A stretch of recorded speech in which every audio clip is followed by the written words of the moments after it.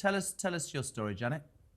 My office was running losses in 2006, and I was given a 9-month custodial sentence. I was advised to plead guilty to the false accounting, and the post office would drop the theft charge, which I did because I was basically told that if I accepted the plea bargain, I wouldn't get a custodial sentence, but I got a custodial sentence anyway.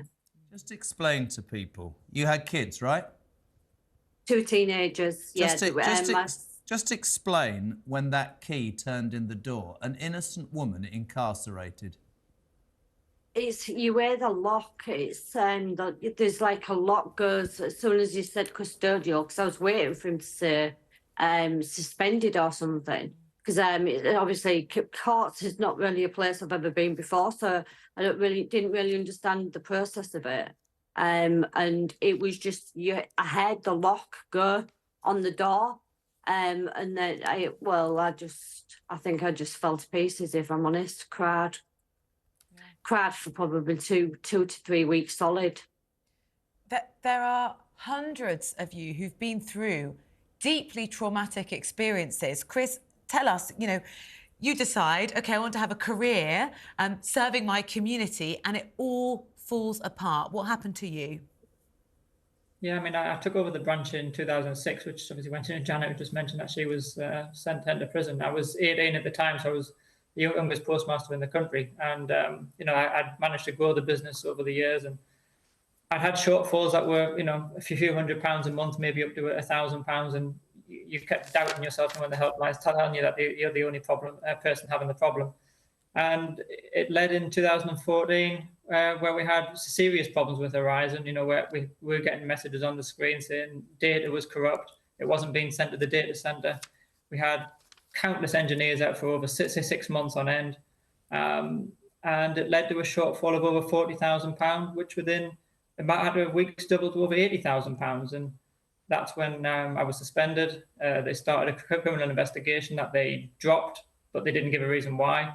And then they started civil proceedings, which eventually, after a few months, went on hold because the Justice for Sub-Postmaster Lines had the acceptance of the GLO litigation, the early acceptance from the High Court in 2016. Chris, we were saying whatever it took. We dealt with this 9 months ago. We've spoken to Nick Wallace. He's been a fierce campaigner. Lord of Bustnot took an ITV drama to bring this quite rightly to the forefront of people's minds.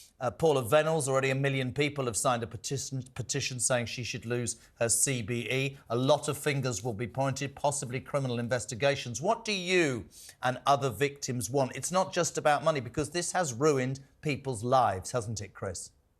Yeah, it's what I said yesterday, that compensation is one thing that helps people to rebuild their lives. But the true thing that everybody wants to see is some kind of accountability. And as Lord of Bustnot said earlier, the problem is with this is that there is so many people involved. When you look about all the CEOs of both Royal Mail and Post Office when they were joined, and then you lead through the people at Fujitsu, and then you've got ministers who seem to turn a blind eye, and civil servants that maybe give the Post Office the ammunition in order to fight back with public money. There is just so many people, and we need the inquiry to get to the bottom of who knew what and when, who was actually accountable, and obviously for the Met Police then to continue their investigations. And I think that's the only way that everybody in this is going to get proper closure.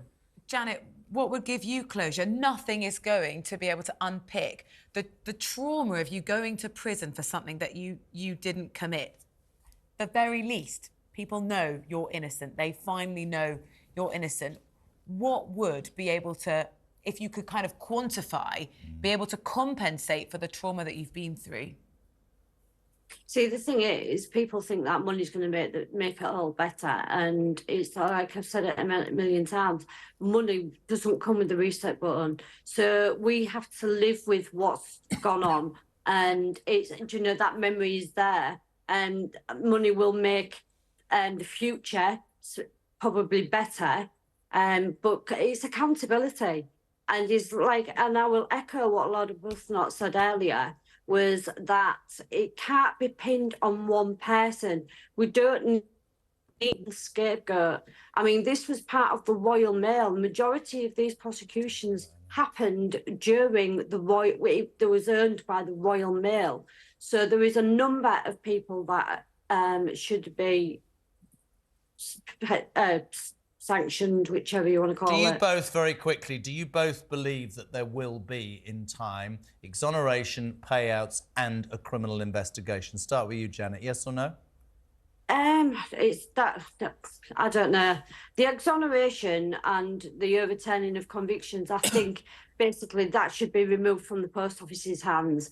It should be independently done, and it still should be by a case-by-case basis.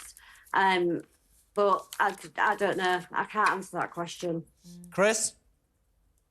Yeah, I think obviously we're seeing with the political movement over the weekend after the drama, I think we will see hopefully some kind of legislation passed. When I've spoken to the people involved in Parliament, that obviously we will see the mass overturn of convictions hopefully in a short period of time.